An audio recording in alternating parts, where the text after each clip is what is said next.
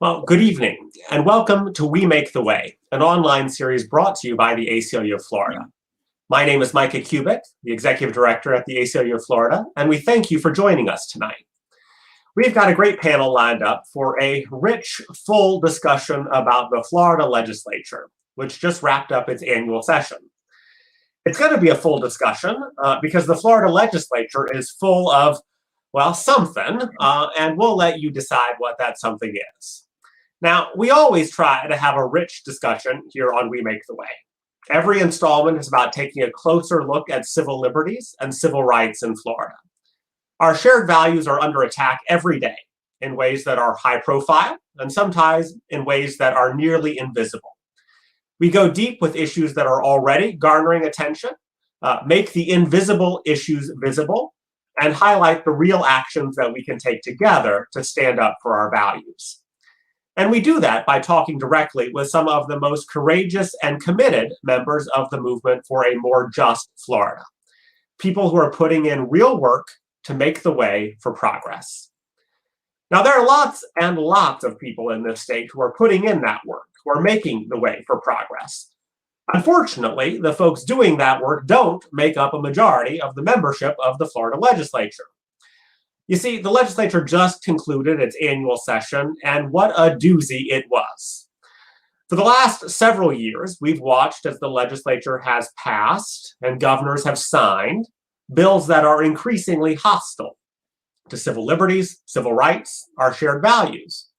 You may remember a few years ago, the legislature passed and Governor Ron DeSantis signed a bill trying to force local law enforcement to be immigration agents to create an environment of fear and harassment. The same year, they passed a bill reestablishing a poll tax in Florida, rejected the will of 65% of Florida voters in order to do so. It was horrible. Well, this year, the legislature was bound and determined to make prior years look like a walk on the beach. Acting on the beck and call of Governor DeSantis, this year's Florida legislature criminalized free speech, suppressed voting rights, promoted life-threatening cruelty against transgender girls, and restricted women's health care. Facts, the Constitution, morality, democracy, compassion, they were all tossed aside as the legislature engaged in a crusade against civil liberties and civil rights. They didn't spend their time on a crusade to address the challenges of COVID or inequality or racial injustice.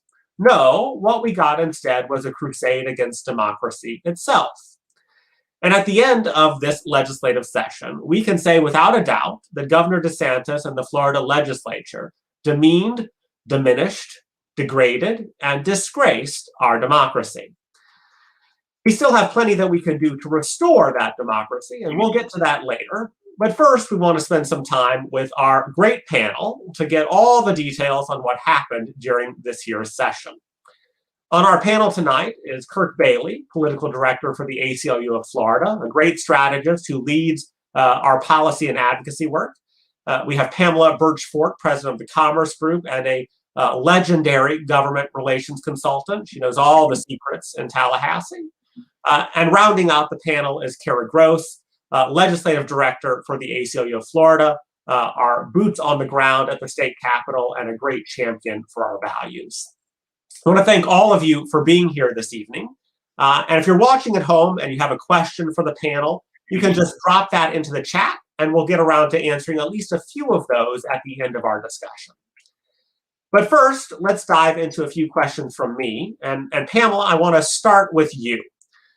Can you tell us just a little bit about the legislative session in Florida? We said it just ended, but tell us more about what the session looks like. When did it start? What work do they actually do while they're there?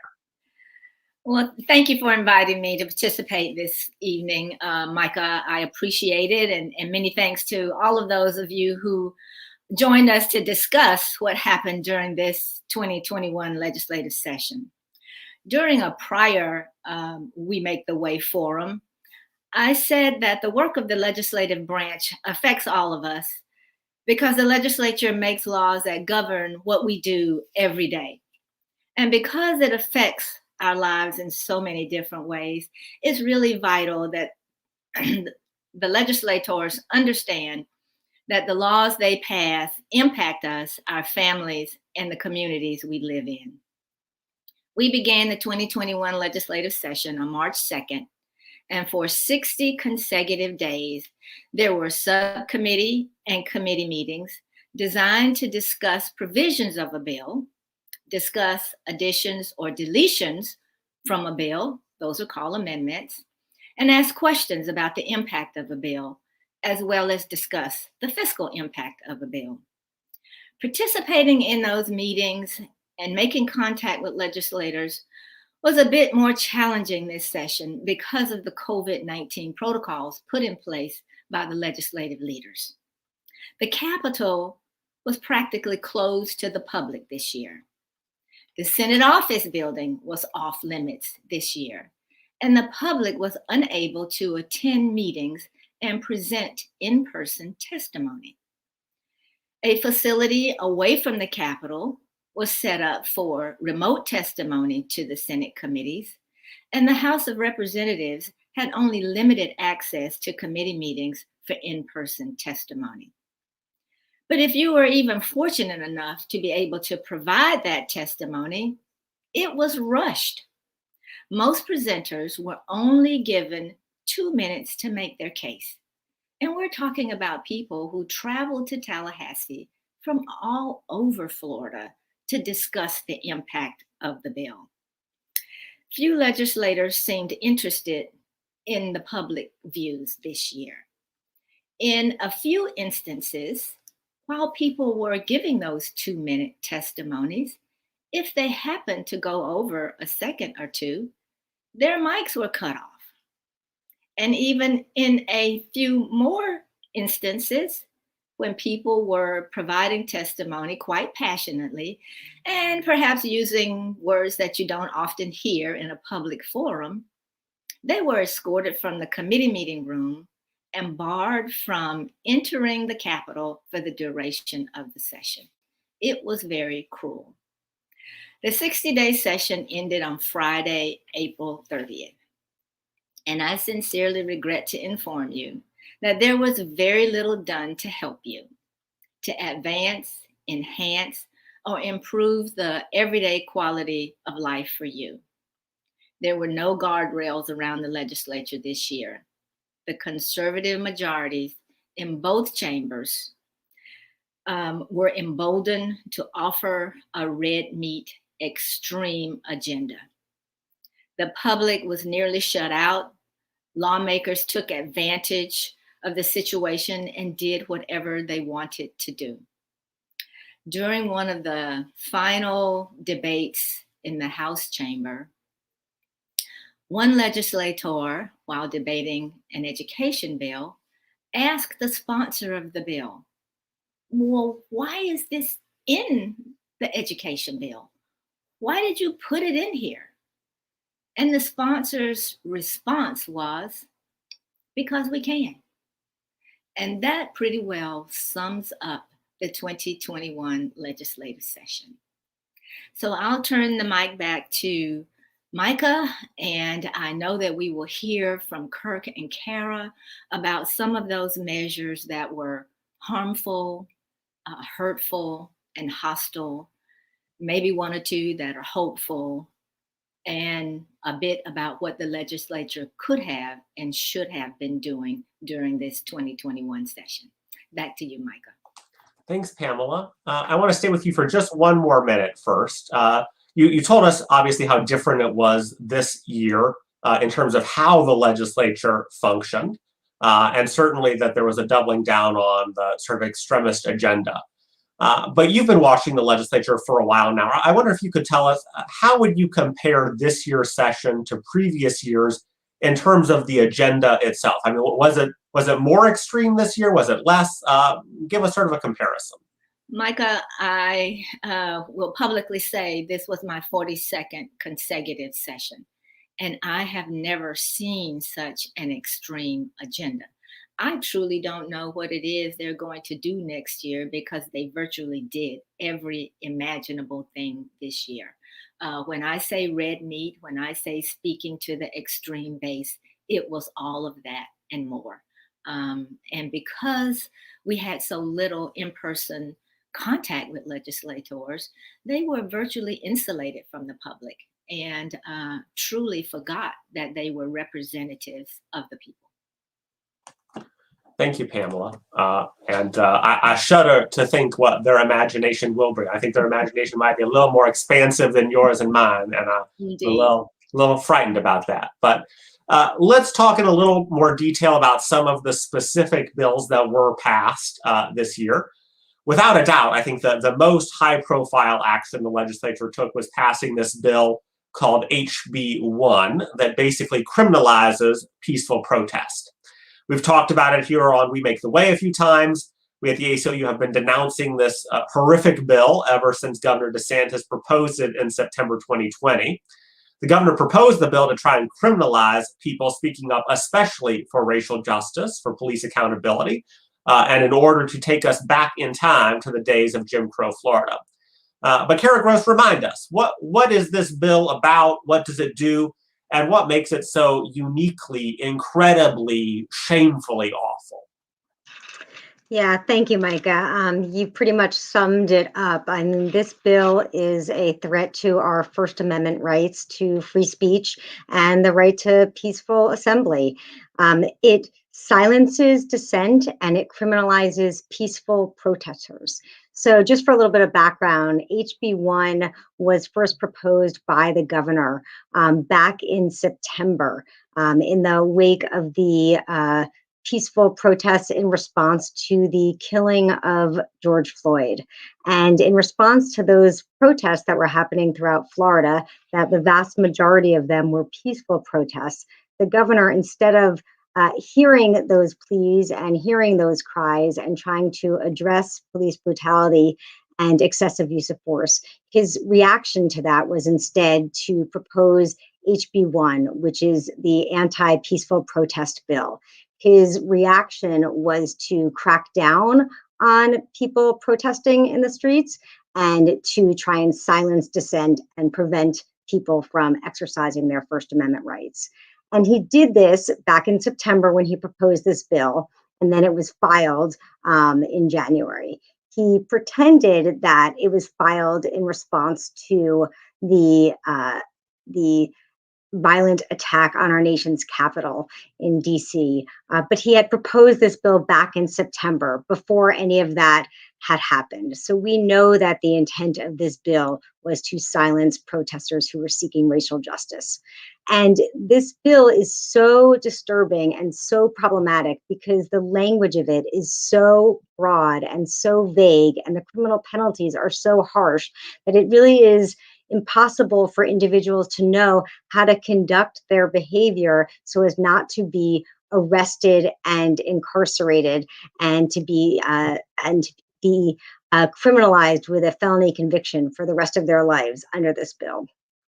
For example, the bill has a very broad definition of the word riot. So under current Florida statutes, it is already a felony to commit a riot. We already have that in our current laws. So there's been no problem at all with arresting people who riot in Florida, and that has been part of our laws for a very long time.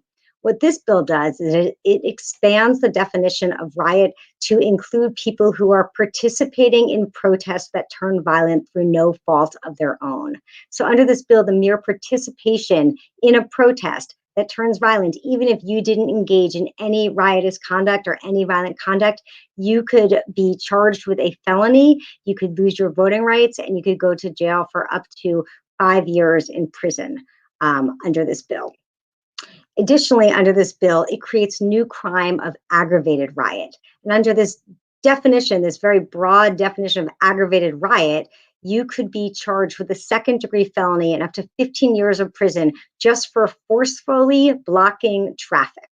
That is what the bill provides in it. Additionally, if there's more than 25 people participating in a protest that turns violent through no fault of your own, you could also be charged with aggravated riot. Again, that's 15 years in prison you could be charged with for that second-degree felony. So the bill is just so broad, and because of that, it is going to prevent and deter people from feeling comfortable going out to peaceful protests, because you don't know what's going to happen. You don't know if violence is going to erupt through no fault of your own. It could come from counter protesters. It could come from law enforcement dispersing crowds with rubber bullets. It could come from anywhere, and you could be swept up into these harsh criminal penalties. And that is the real danger of this bill. Thank you, Kara, for sharing about that. It's a really, really terrible bill, a really flagrant violation of our rights, and it is a shame that it passed. Now, as a reminder, if you have questions for anyone on the panel, you can drop those in the chat box. We'll have time for a few of them towards the end. Right now, though, I want us to focus for a minute on the voting rights bill that the legislature passed during one of the last days of the session. Voting rights are under attack all over the country, not just in Georgia, not just here in Florida, but in nearly every state this year. There's a bill to make it harder for folks to vote. Florida is the second state to have a bill actually pass this year, though, and it's a bad one. Kirk Bailey, tell us more about the bill. Is it necessary? What does it actually do to voting rights in Florida? Who will be impacted by it? Yeah, thank you, Mike. I appreciate the opportunity to address this issue. As you said, it is definitely a concerted and focused effort to suppress the ability for individuals to vote in Florida. We've seen bills like this introduced in a variety of states across the country, and as you pointed out, we're the second state following Georgia to actually pass a bill that restricts voting rights. I think the thing to note is that even amongst the proponents, the governor and the legislative proponents who advanced this bill in the early part of the session, they would acknowledge that the system itself worked in 2020, that we had some of the smoothest, most well-run elections in the entire country. And yet they also put forward a bill that they said was about protecting election integrity, when in reality, what it does is it suppresses voting amongst Floridians. And it does this in a variety of ways that on the surface look fairly innocuous. They look like regular changes to the administration of elections in Florida, but in total, they have the effect of reducing individuals' ability to access the polls, to return their ballot, and to be able to express their choices.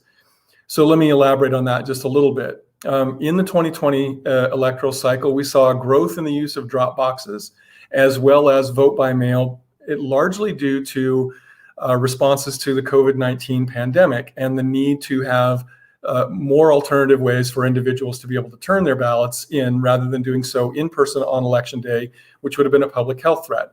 And so many of the 67 supervisors around the state instituted policies that expanded the use of drop boxes, made it easier to vote by mail, or at least to return your vote by mail ballot, including at those drop boxes. And by all accounts, as I mentioned before, that was all successful. What the bill does, though, is it reduces the number of hours that drop boxes are available, essentially limiting them only to the early election hours, as opposed to, in some cases, 24 hours that supervisors were allowing them to be available in 2020. It requires more forms of identification to return a vote by mail ballot.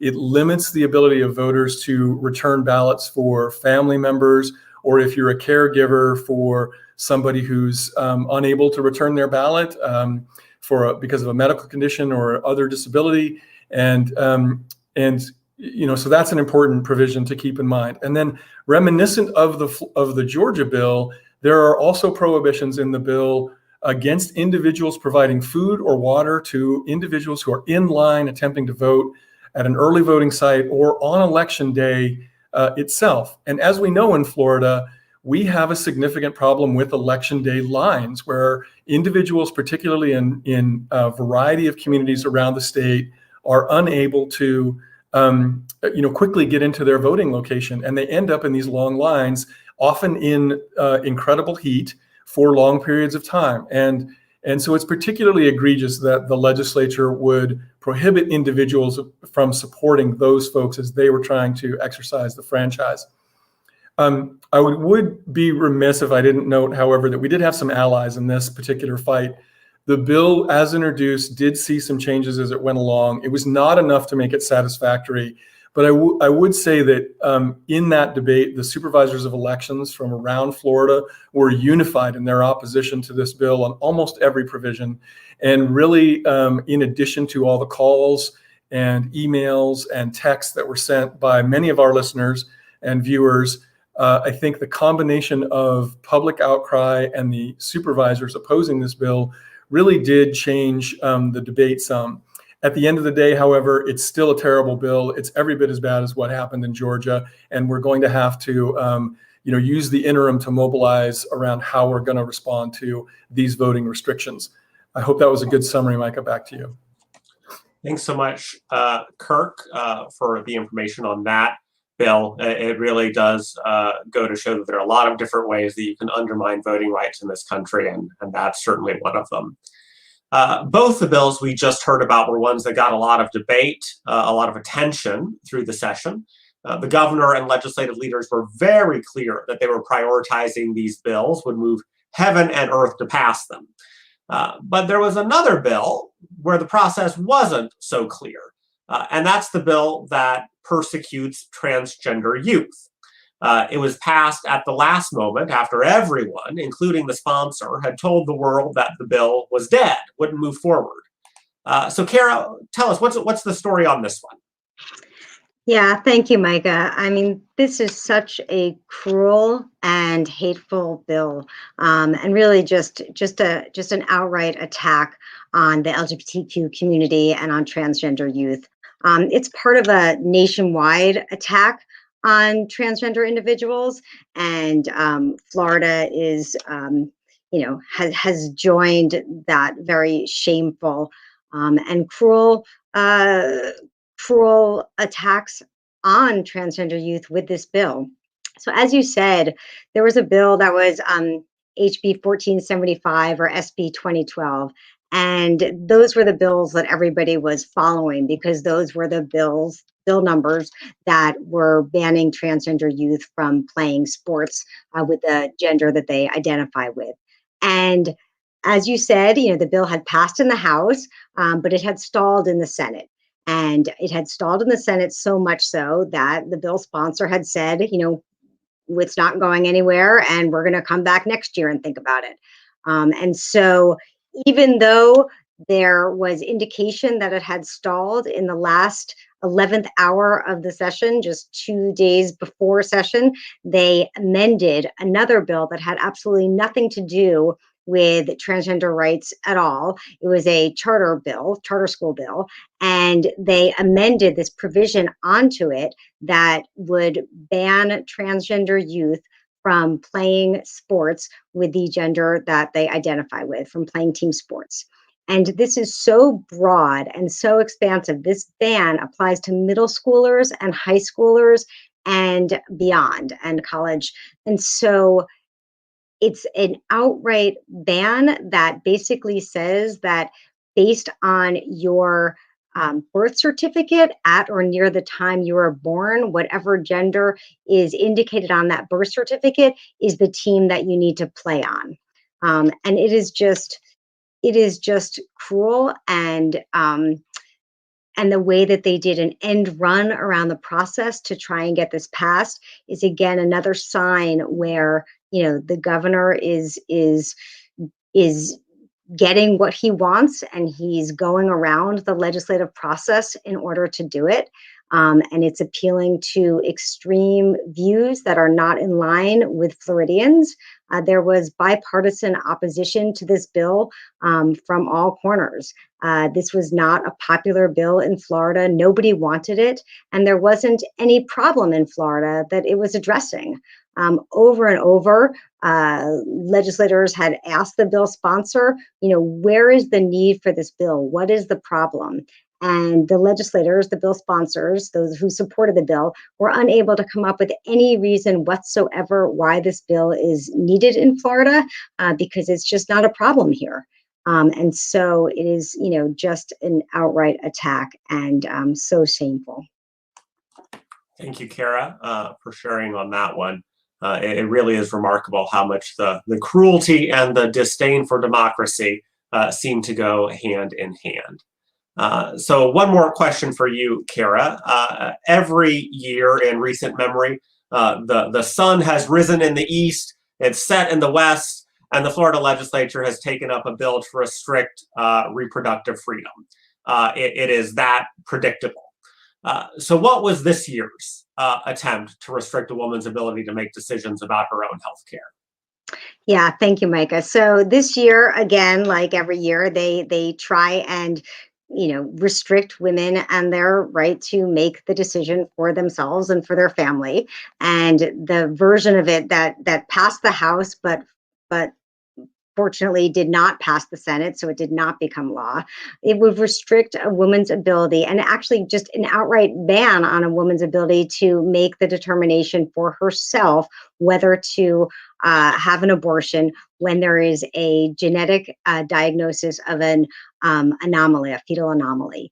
And so, this is a decision for a woman to be able to determine for themselves what is right for them and for their family. And this bill that passed the House, fortunately it stalled in the Senate, would take that decision away and would criminalize doctors who provide abortion care to women under these circumstances. Thank you, Kara. So again, if you have questions for our panel, go ahead, put them in the chat. We'll get to a few here soon. In the meantime, it is abundantly clear that this legislature spent a lot of time pursuing policy that weakens our democracy and our values. And in order for them to pass those terrible policies, well, that takes time.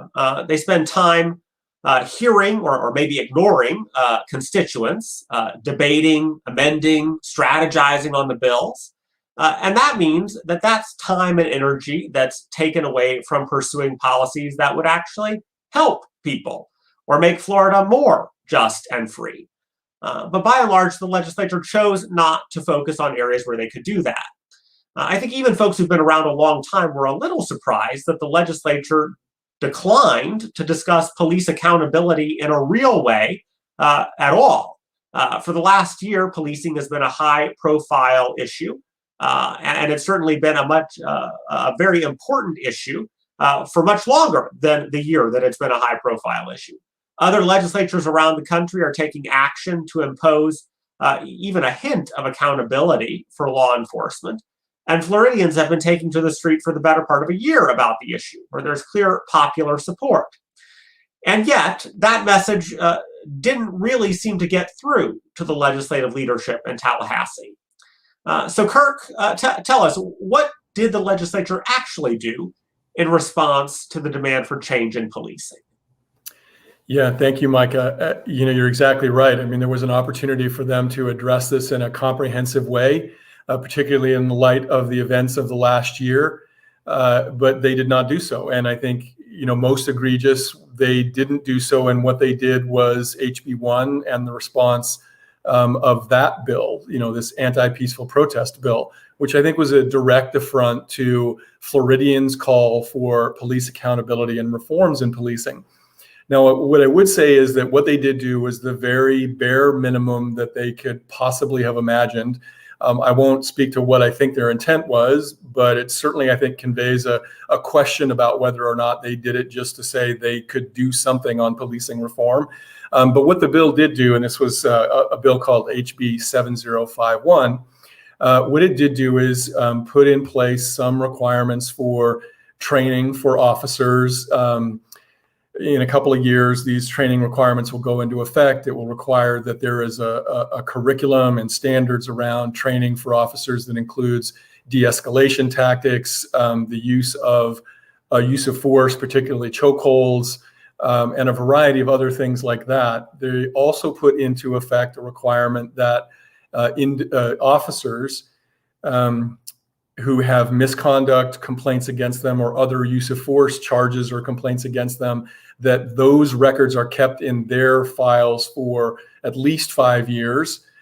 Previous to that, there had not been a requirement they be kept for any period of time, but the bill did require that they be kept for 5 years. I think the notion there is that by reporting those kinds of use of force incidents to, their potential future employers, if they move from one law enforcement agency to another, we'll be able to hold individual officers accountable. Now, what they didn't do in that, of course, was go the next step, which would have been to ban chokeholds or to further restrict use of force or to, address qualified immunity in Florida, which would have brought real accountability. But I will say, on the day they gavelled in, we didn't expect to see any of these bills. I'm not sure anybody did. But due to the strong and really great work done by representatives like Fentress Driscoll and Dottie Joseph and Senator Bracey, we did see this bill emerge at the very end of session. And so I think credit has to be given to those legislators for keeping the issue going and driving it forward to the session. Back to you, Micah. Thanks, Kirk. It really is. I guess we should be happy that something passed here and that we did make some movement forward, but it really is the bare minimum that the legislature could have done, given the tenor of the last year and the tenor of the last few centuries of a broken and white supremacist policing system in this country. So stay tuned for more on that one in future years, I guess. On a related note, for years a movement has been building in Florida calling for significant reform of the criminal legal system. It's a system that's fundamentally broken, chock full of racial disparity. Kara, tell us, was there any movement at all this year to be responsive to the demand for reform in the legal system? Well, it was, as we expected, comprehensive criminal justice reform did not move forward. There were several opportunities for bills to have moved forward and to pass, but that was not the will of the governor and the will of the leaders in our legislature, unfortunately. There was an excellent bill, SB 1032, which would have reformed our criminal justice system to make it so that individuals who are incarcerated could earn more rehabilitation credits. They could participate in more rehabilitative programming so that they could earn more time off of their sentence for participating in rehabilitation programming. And this includes educational programming, vocational programming, skills-based training, mental health treatment, drug treatment. Any participation in any type of programming like that could help individuals earn time off their sentence. And this is a common sense bill. I mean, the way our current system is now, we are just warehousing individuals in prison year after year, decade after decade, and providing them with no rehabilitation whatsoever. And then we are releasing people and expecting them to be able to thrive in a society where we have just locked them up and taken away all the tools for them to succeed. So what this bill is designed to do is to increase those rehabilitative programming in prison so that when people are released, they have the skills they need and able to be able to thrive and live a successful life outside of prison. And so it's kind of should be a no-brainer. It should be something that you would imagine that everybody would want to see. And not only that, the fiscal estimate is that it would save the state over $860 million. So this is an incredible cost savings to the state. So for all of those reasons, it's hard to imagine why this bill isn't moving. It did move in the Senate. It passed two committees. It was a bill by Senator Perry, 1032, and it did pass two committees, but it didn't even get a hearing in the House. Just like every other criminal justice reform bill the last couple of sessions. The House just isn't hearing any criminal justice reform bills, even ones that make common sense and that save the state and taxpayers money. Thanks, Kara. So we still have some work to do there, it sounds like.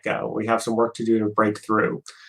Okay, we're going to go to audience questions in just a minute, but I want to ask one last question of Pamela Birchford before we do. Pamela, folks have probably heard that there's going to be a special session here in a few weeks. Do people who care about civil liberties, do we have anything to worry about from that session? And more importantly, maybe give us your very, very, very, very early outlook on what the 2022 session will be like? Well, Micah, anytime the legislature is in Tallahassee, people should stay up, never go to sleep, because there is this distinct possibility that they will wake up to something horrible having happened in the legislature. But indeed, the legislature will reconvene by proclamation of the presiding officers on May 17th. They will be there for a week to ratify what is known as a gaming compact.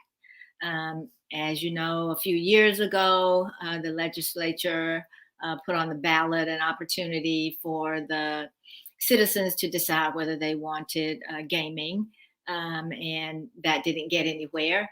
But the state of Florida entered into a compact with the Seminole tribe of Florida. And they are the only ones allowed to participate in casino type games. A couple of years ago, that compact ended, which allowed the tribe to continue their gaming activities, but they did not have to pay the state of Florida to do it. The negotiation started this year between the tribe and Governor DeSantis, and they did reach agreement for expanding casino games, and the tribe would pay an annual fee to the state of $500 million. So that is going to be a process where the legislature has to actually ratify that compact. In other words, it has to say the compact is lawful and legal and approve the activities that are in it. One element of that compact indicates that the tribal concerns can partner with others, namely those casinos that are not in Florida but are in Las Vegas, to expand gaming. So in the foreseeable future here in Florida, we could actually be a full-fledged Las Vegas style casino gaming state. And we will also have sports betting, which is part of the compact. So that is what is in the proclamation. However, with the 2/3 vote of each chamber, they can expand that proclamation and add things to it. So be vigilant, be ever watchful to see if there is an expansion of those activities. I'm sure there were some things left on the table that the governor didn't get, and he may attempt to do that during this special session. And what do you think about 2022? What should we be bracing for 22? Well, you know, again, there were some things I'm sure they left on the table that we may see them revisit. What I would like to see the legislature do is continue to address criminal justice reform. As Kara mentioned, there are so many things there that could be done, and many of them are cost savers for the state of Florida. And I'm sure the taxpayers would appreciate the cost savings. And those cost savings could be applied to elements of their lives and used to meet the needs of ordinary citizens. We could expand Medicaid. We could increase our unemployment compensation from a meager $275 a week. We're one of the lowest states in the country. We could provide affordable housing. This past session, there was nothing done for COVID access to communities who don't have access. We've been told repeatedly that some communities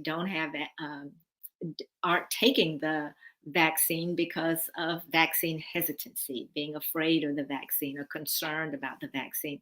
But a lot of it is just access. If you don't make it available, then you're not going to get it. So those are some things that I'm hopeful that we can convince the legislature to do, to meet the needs of people, to respect the Constitution of Florida and the United States Constitution, and to respect people, our civil liberties and our civil rights. Great. Thank you so much, Pamela. Okay, so I'm going to go to some questions from the audience. Now we have quite a few. So I want to start with this one. that says, I read that burning a flag was a crime under HB1, but isn't that protected speech? Kara Gross, what say you? Yes, well, therein lies again another problem with HB1. Its broad and vague language does include any damage or destruction to a flag. Under the bill, if you damage a memorial, and memorial is defined very broadly to include a flag, if you damage that, it is a third-degree felony, and you could go to prison for 5 years, and you could lose your voting rights. Also, under HB1, if you destroy a memorial, when memorial again is defined as many things, a long laundry list of things that constitute a memorial. One of them includes a flag. And if you destroy it, you could go to prison for 15 years for a second-degree felony. So yeah, just like peaceful protesting is protected under the First Amendment, and yet they passed HB1, which would criminalize it. Same thing with flag burning. Thank you, Kara. It's almost as if the bill is full of unconstitutional things. It's almost like that. Exactly. Kirk, here's another question. What can be done to stop voter suppression across the country and here in Florida? Yeah, thank you, Micah, and I really appreciate this question from our viewers. I think the first thing I would recommend is that folks participate, or if you're able to participate in a voter registration program, that you get voters registered to vote, or if you're already registered to vote, check that registration with your local official to make sure that you're in fact registered. Particularly in Florida, if you've requested a vote by mail ballot, that you confirm that your address is accurate and that your request is renewed, if you will. I think that's the first thing that we need to do. And then second, I think we need to work with our local election administration officials. Every county in Florida, 67 of them, have a specific supervisor of elections. I think they are generally as a group, very mindful of trying to enable individuals to be able to register and to vote. And so I think they're more responsive to, if you will, constituent pressure. And there's no reason that all of us shouldn't be meeting with our respective supervisors of elections to say, what are you going to do to make it easier for us to register and to be able to return our ballots by vote by mail or otherwise, even though there are state laws in place that will restrict that to some degree. They still have a degree of discretion over some of those issues. And then finally, I think we've got to prepare for ongoing legislative action. A couple of things that got left on the table in this legislative session were proposals for voter registration when individuals are renewing their driver's licenses or getting them for the first time. We should be promoting policies like that. There were also proposals for same-day voter registration, where you could go to an early voting location or to a polling place on election day, register there, and be able to cast a vote. And the legislature did not take those up, even though they're incredibly popular. They save money. They enable more people to register and more people to turn out. And so I think we've got to keep up our legislative advocacy, as frustrating as it can be sometimes. Thank you, Kirk.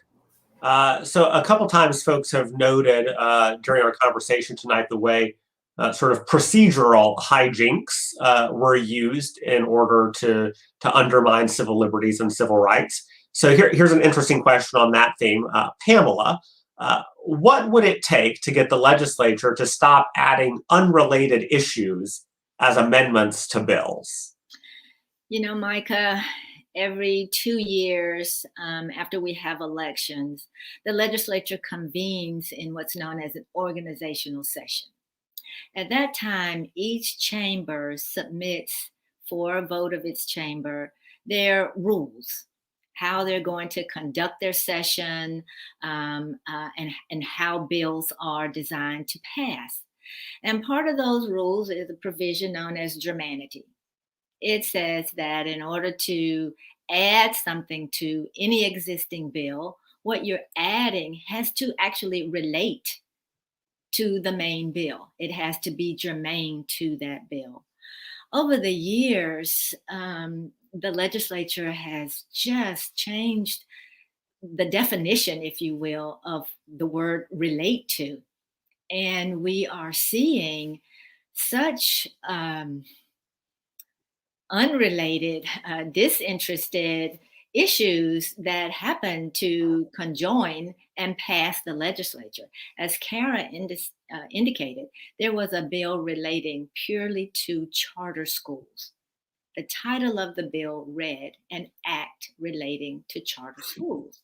Yet the legislature took provisions from another bill on trans sports and added it to a bill on charter schools, and then changed the title of the bill to "An Act Relating to Education." And we're seeing that in so many different contexts, that many of these things can't be challenged, especially if you change the title of the bill. You can stretch trans sports to say, well, you're talking trans sports activity in an educational setting. So that is an act relating to education. But we're going to have to get the legislature back to respecting its rules, its normal definitions of words as regular and real people understand them to be, as in fact the Webster's Dictionary explains it and defines the words to be. So again, I would encourage our audience, whenever you're with a legislator, talk to them about this wild process of passing unrelated provisions just to get things to the governor's desk. And everyone has been complicit to it in the legislature, and it has got to stop. Thank you, Pamela. So respect for facts, respect for rules, respect for democracy, all of those things would be welcome improvements next time around. Kara, wanted to ask you about the citizen initiative bill. So I think folks know you can do citizen initiative ballot initiatives in Florida. The last couple of years, the legislature has worked to make it harder to do that. There were a few bills about this year. What was the final outcome of those? Yeah, thank you, Micah. So the final outcome with regard to the effort to try and increase the threshold. So right now it's a 60% threshold that you need to pass in order to pass a constitutional amendment. And there was a bill to raise that to 66%. And for example, several of our constitutional amendments that have passed, like Amendment 4, wouldn't have passed under the 66 threshold. So it's a very intentional way to try and make it harder for the people to exercise their right to vote and to vote for the things that are important to Floridians. So thankfully, that effort did not pass this session. They have introduced it many sessions in a row, and I can imagine that would come back again next session as well. With regard to, there was another bill that did pass, another unconstitutional bill that would limit the amount of funding that could go towards citizens initiatives to $3,000, and that bill did pass, and it conflicts with current law, settled law on that exact issue. But they passed it anyway. Thank you very much, Kara. All right, the last question from the audience tonight I'm going to send to you, Kirk Bailey. And that question is the ACLU planning to litigate either the voting rights bill or the bill criminalizing protests? What are the litigation plans? Yeah, thank you, Micah. So I think most of our viewers will know that the ACLU has both a robust policy effort, which I think you've heard all of us talking about this evening, but perhaps we're better known for our litigation efforts. And so we have been monitoring these bills throughout the session with an eye to whether or not we would need to litigate. On the HB1 case, I think we're actively evaluating litigation right now and preparing arguments to that effect. I should be a little bit circumspect about saying what we might litigate on, but we're certainly planning to address some of the unconstitutional issues in that bill, some of which we've talked about this evening, particularly the flag burning item before is related to speech, and there are a variety of speech problems with HB1. And then when it comes to Senate Bill 90, again, there are a variety of aspects of that voting related bill that are unconstitutional, and we're investigating what kind of litigative options we might pursue there. I would say that there is a very robust voting rights coalition in the state of Florida that involves a whole variety of organizations across the state and sort of across the advocacy spectrum, if you will. And I think with our partners, we're evaluating what we're going to do in terms of litigating those voting rights restrictions. I think our viewers can expect to see announcements on those in the coming days. And obviously, we appreciate everybody's support for those efforts. Micah, back to you. Thanks so much. So stay tuned is the answer, right? Stay tuned. So those are the questions that we have time for this evening. I want to thank those of you who submitted questions. And of course, a big thank you goes out to this great panel, Kirk Bailey, Pamela Birchford, and Kara Gross. Thank you for the work that you are doing to build a movement for justice and equality. In Florida, you're doing amazing work. Now, at the end of every installment of We Make the Way, before we say goodnight, we ask you to take action about something going on in Florida right now. And so tonight, we want to remind you that the Florida Legislature is not the only place where decisions about civil liberties and civil rights get made. We spent a lot of time this evening cataloging the horrors of this session so that you'll know about them, so that you can educate others, and so that you can hold elected officials accountable for their actions. You can do that.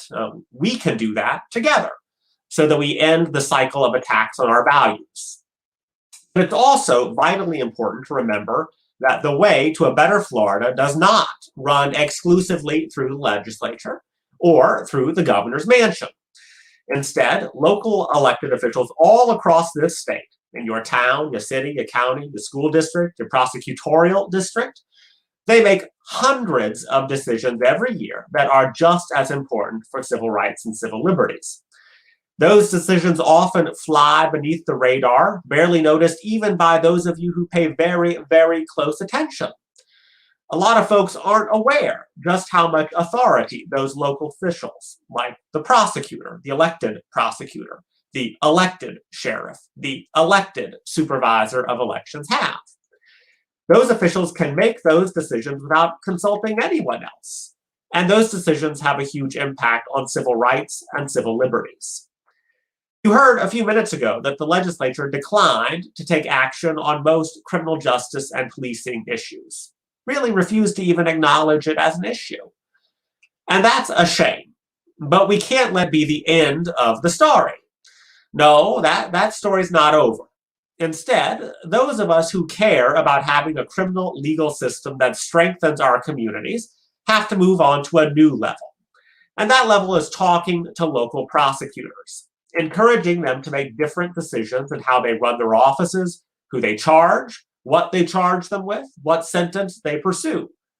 All of those decisions are made by prosecutors, not cops, not judges, not state legislators in Tallahassee. The prosecutor is the one and only person making those decisions, and it can have a huge impact. Different decisions could reduce the number of people in prison, could reduce racial disparities, could give people a second chance through rehabilitation. But for that to happen, prosecutors need to hear from you. They need to hear from people in their communities. And so we're asking you to be part of our campaign to make our justice system better by being one of those people that prosecutors hear from. Go to our website at aclufl.org, join our criminal justice campaign, and find out more about how you can be a voice for reason in your prosecutor's ear. We can make change at the local level, even while Tallahassee remains a challenge. Now, that wraps up We Make the Way for this evening. I'm Micah Kubik, Executive Director of the ACLU of Florida. On behalf of all of us at the ACLU, thanks again to our panelists and to you for being with us. Until next time, keep making the way for freedom, for justice, and for equality. Good night.